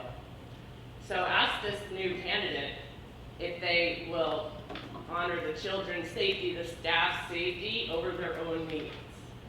And please don't tell the parents that we can do better and then not do better. Or ignore emails, or ignore any pleas, or not consider that we understand what's going on with our own children. Also, don't make the janitor your best buddy to the point where you ignore how he treats every woman in this school and parents. Because you had him in your pocket and he'd come in the middle of the night to fix your boiler or fix your heater or get some fish from the ocean, right? Oh, fine. But he actually threw chairs around a teacher's room, threw tissue boxes at the nurse into her room because she asked for it. He came up into my face when I was working in front of the administration and students and screamed in my face. He's retired now, but he kept his job because of Mr. Ryder.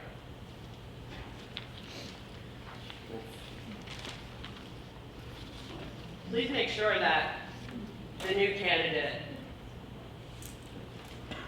is really going to put their all, because I think a lot of things that have happened in your career, Mike, have all come up so suddenly that you couldn't cover it up anymore.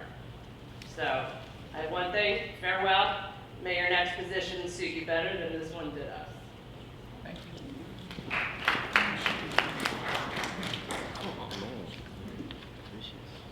I'm Sharon Garino. I'm here on behalf of the staff, a 30-year veteran here at Hardiston. Dear members of the Board of Education, I would like to begin by thanking you for your continued service and commitment to our district. The responsibility you carry in guiding our school is significant and it is appreciated. I'm writing in my capacity as a union representative on behalf of the many teachers and paraprofessionals at the elementary school to formally express urgent concerns regarding unsafe working conditions. Staff members have been harmed while performing their duties. Teachers have sustained physical injuries, and despite repeated incidents, there has been insufficient administrative response or meaningful intervention to address these ongoing safety issues. The teachers I represent are dedicated professionals who take pride in their work. They show up each day committed to educating, supporting, and caring for the children in this district. They work extremely hard to provide structure, consistency, and a positive learning environment. They deserve backing and support from administration, particularly in situations where their safety has been compromised. Many are afraid to speak up in fear of retaliation. An environment in which staff members are injured without clear, consistent corrective action is unacceptable. When legitimate safety concerns are minimized or not addressed in a timely and transparent manner, it undermines trust, morale, and confidence in leadership. This is not solely a staff concern. It is a school climate issue that directly impacts students, staff retention, and the overall stability of the learning environment. As the district moves forward, there is hope that the selection of the next superintendent will bring strong, transparent leadership, someone who will lead, support, and trust educators professionally, and who will prioritize both staff safety and student success. The teachers are committed to collaboration and professionalism and are seeking leadership that reflects those same values. I strongly encourage the board to conduct a prompt review of the current safety concerns, train all teachers and paraprofessionals in CPI, have a full-time behaviorist, ensure that documented safety procedures are implemented and consistently enforced. Hold administration accountable for appropriately addressing staff injuries and unsafe conditions. Provide clear communication regarding steps being taken to protect staff. The purpose of this letter is to not create division, but to advocate for a safe, respectful, and professionally supported working environment. Although we have observed slight changes over the last 2 weeks. We feel that continued and meaningful action is necessary to prevent further harm and to restore confidence in the leadership at the elementary school. Thank you for your attention to this matter.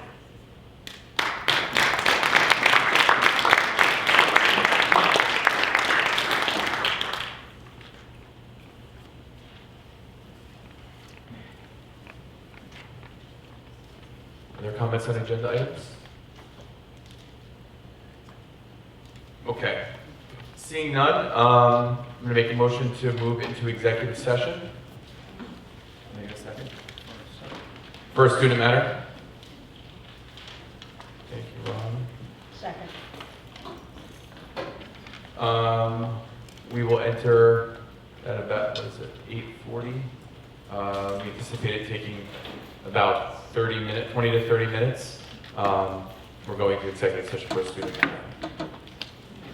Thank you. All in favor? I would like to make a motion to return to public session at 9:55. Thank you, everybody, for staying. Apologies that we're off on time. Now on whatever time I say, just double it. Thank you again for your patience and thank you for staying. Roll call, please. Mrs. Donna Carey is absent. Mr. Nick Demstack? Yes. Mr. Brian Drell? Here. Mr. Ron Hoffman? Here. Ms. Dana Calza? Here. Mrs. Susan Lucarelli? Here. Ms. Clarissa Murata? Here. Mr. Ed Riley? Here. Ms. Kelly Stoll? Here. Okay. Old business, you see our upcoming dates. So we're gonna cancel the April 14th. We talked during committees about canceling the regular meeting on April 14th. Does anybody have any objections to that? We discussed this. So, because I saw later on, it says the rescheduled date for the hearings, are we having an April meeting? Yes, the 28th. And that's We'll gonna put be them budget, together. But that's the budget hearing's gonna be in May 12th? No, the budget hearing is still gonna be the 28th. We had 2 meetings in April. So we'll have the regular meeting in April and the budget meeting in April on April 28th. Yes. No, so I think the question was, That's what- in the intro to OB2, it says the budget hearing is on April 28th. The scheduled date is May 12th. That's why I'm curious, the question, that's why I asked. Oh, I understand now. And there'll be 2, the rescheduled date. So we're just, the budget hearing's gonna be April 28th combined with the public hearing, and then we're gonna have a May 12th regular meeting. Okay. Is that, yes, right? All right. Yes. So we're gonna cross out. May's 12th is our regular May meeting. All right. And then June 9th will remain our regular meeting. I also sent everybody today, we need to move the committee meetings for May to May 5th due to scheduled HTA negotiations meetings, so I sent that update to you guys today. Do a calendar for the April. Yeah. We're sending it out. We're gonna send it out, All yep. right, thank you. Yep, we're gonna send out the updates into your Google Calendar, just like we did for all the other committee meetings. We're just moving the committees Right. 2 days earlier, all right? Okay, I'd like to make a motion to adopt old business. Motion to adopt. So moved. Thank you. Roll call, please. Ms. Carey, Mr. Demstack? We're doing OB1. Oh, V1. Oh, we got it, oh, the budget's in here. Sorry. OB1. So you're making a motion for the budget, OB2? We're making, the budget is old business as So it is, should be like new business, but. that's under old business. OB1 is just to change the calendar dates. Yes. Okay. OB2 is separate. So let's make a motion to adopt OB1 through OB5.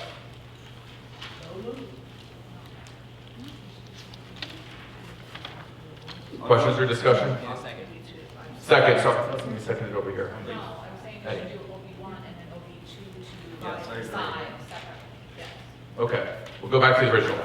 Make a motion to, Let's try again. OB1 is the budget, though. Take 2.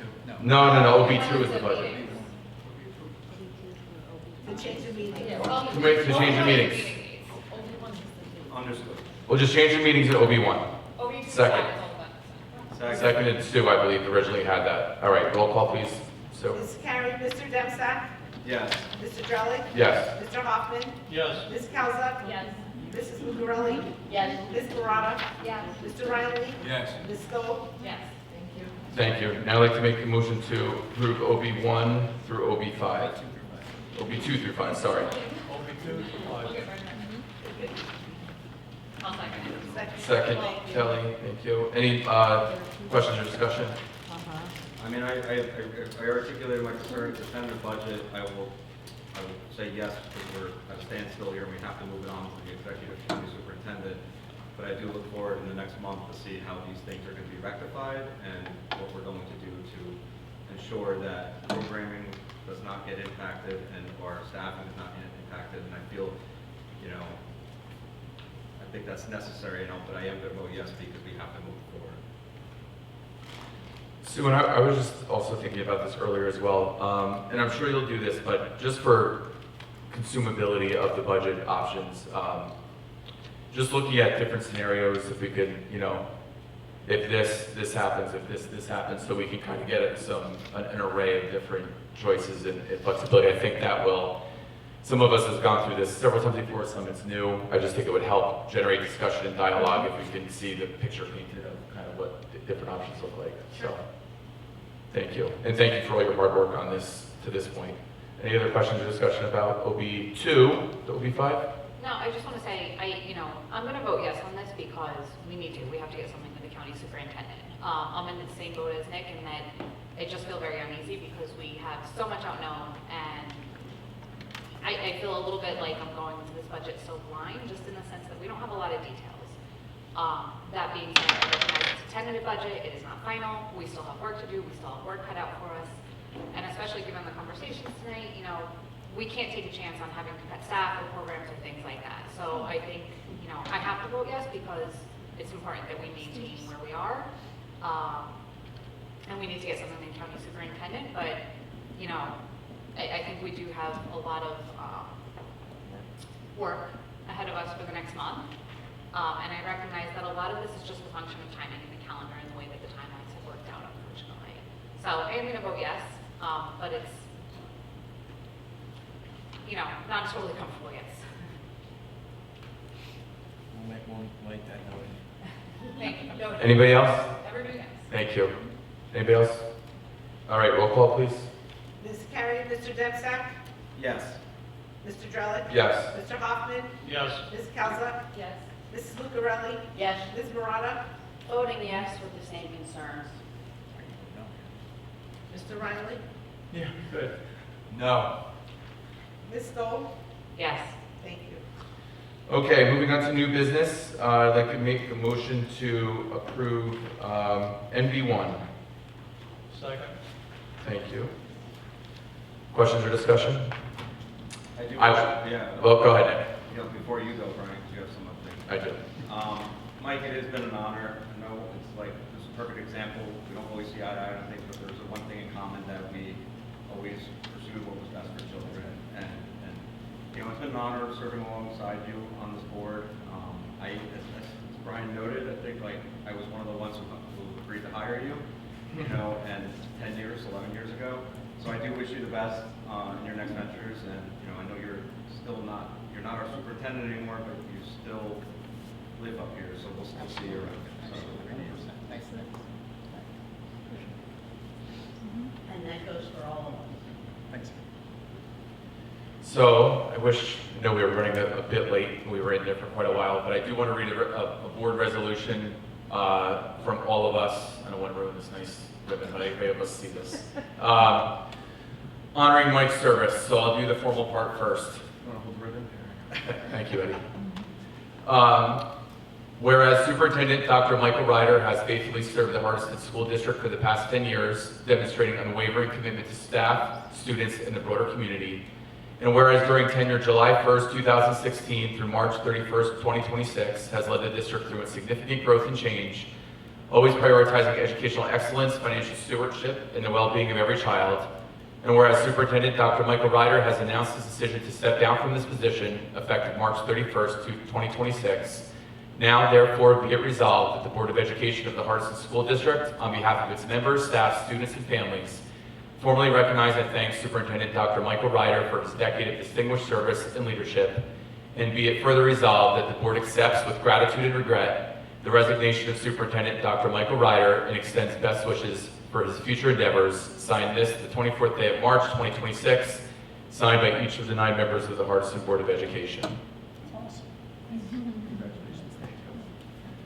and to ensure that the maintenance staff in Bloomingdale gets a couple work orders for his office. A plaque from all of us thanking Dr. Michael Ryder with great appreciation for your unwavering commitment and dedication to the Hardison School District, July 2016 through March 2026. First work order. Both better go up. Eddie, let's give him the ribbon back. You can rearrange that again.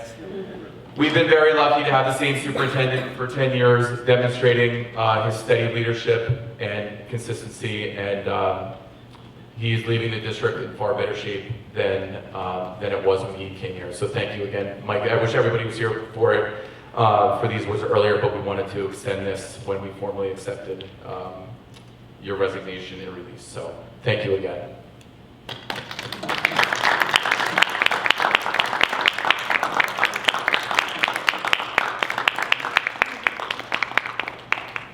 Okay, did we get a second on that?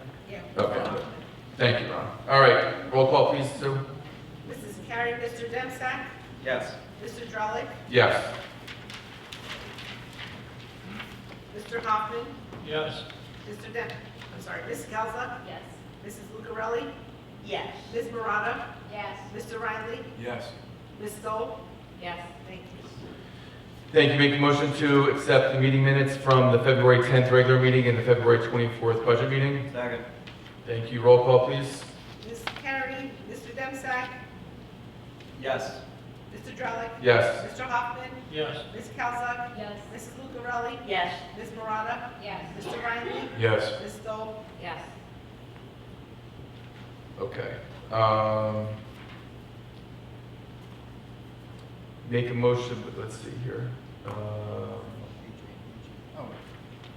Make a motion to adopt HIB report.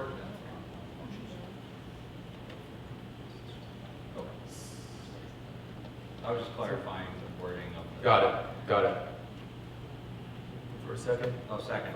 Sorry. For the HIB report. For the March, the report from. No, this is to accept the February report. Okay. So that includes, sorry, what we discussed. Okay. But, yes, the March report is just reported onto us, we accept that in April. Okay. So it's a month back. Yeah. Is there a more second? No. Okay. No. It says- Yeah, go ahead. There's nothing to report for March. That was your thing? Right. Okay. So it's just accepting February. Got it. Yes. Roll call please. Thank you. Mrs. Carey, Mr. Dempsack. Yes. Mr. Drollick, Yes. Mr. Hoffman, Yes. Ms. Kelsa, Yes. Mrs. Lucarelli, Yes. Mrs. Murata, Yes. Mr. Riley, Yes. Ms. Stoll. Yes. I'd like to make a motion to pass F1 through F7. Can I have a second, please? Second. Thank you. I appreciate the efforts of F6 and putting that in place. I think that's a very good idea of creating a sick bank for the employees here at Hardison. And kudos to those of you who are going to donate that today to help out your colleagues in need. It is actually a great addition to the staff here. So good job putting that together. Thank you. Poll, please. Mrs. Carey, Mr. Dempsack. Yes. Mr. Drollick, Yes. Mr. Hoffman, Yes. Ms. Kelsa, Yes. Mrs. Lucarelli, Yes. Ms. Murata, Yes. Mr. Riley, Yes. Ms. Stoll. Yes. Thank you. I'd like to make a motion to pass F01. I'll second.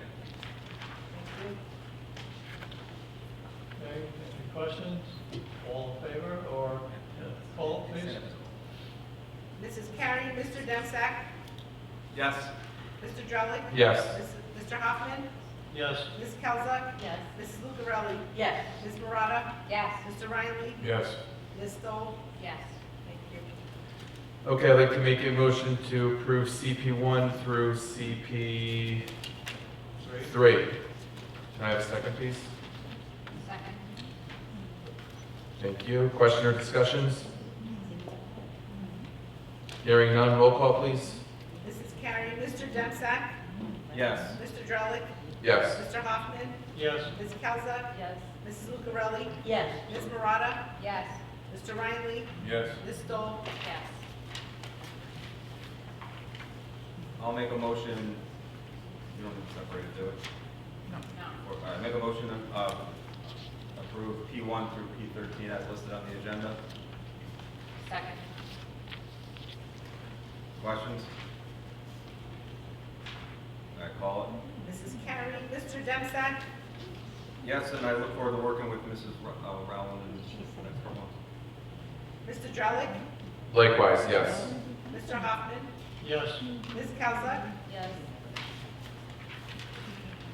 Mrs. Lucarelli? Yes. Ms. Marata? Yes. Mr. Riley? Yes. Ms. Stoll? Yes. Thank you. I'll make a motion to approve POL 1, which is a first reading of the policies and regulations listed on the agenda. Second. Thank you, Ron.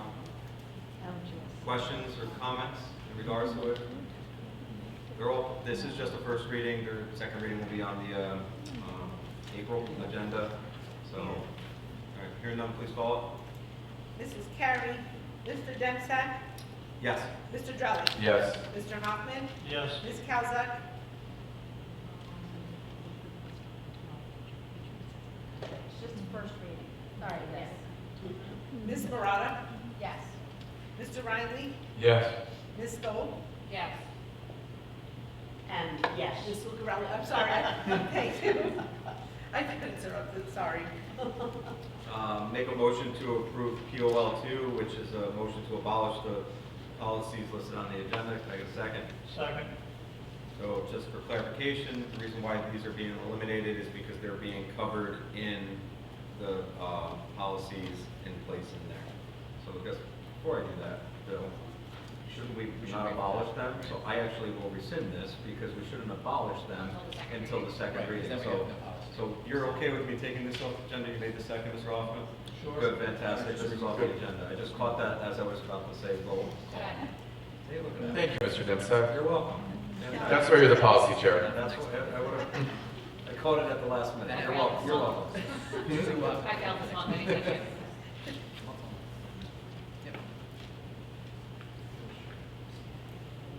Okay, we're voting there. Ms. Bristow, is there any communication? No. Okay. I'd like to open up the floor for public comment on non-agenda items. And as I stated before, please keep any comments to a maximum of 3 minutes.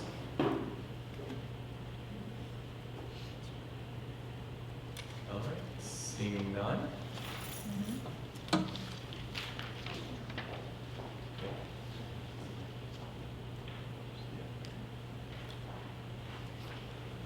We do have some refreshments honoring Dr. Ryder's service to Hardiston. Ms. Meyer is rolling it in as we speak. An added bonus for you guys having stayed this late for the meeting. So there's some cake before we head into our second executive session.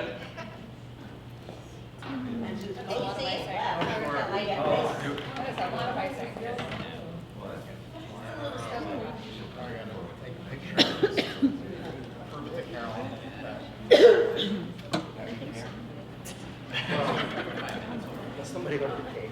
I always have Famous line. Very good. Take the first bite. Okay. Yep. We are going to make a motion to move back into executive session for attorney-client privilege at 10:12. No action will be taken afterwards. Can I have a second, please? Okay. All in favor?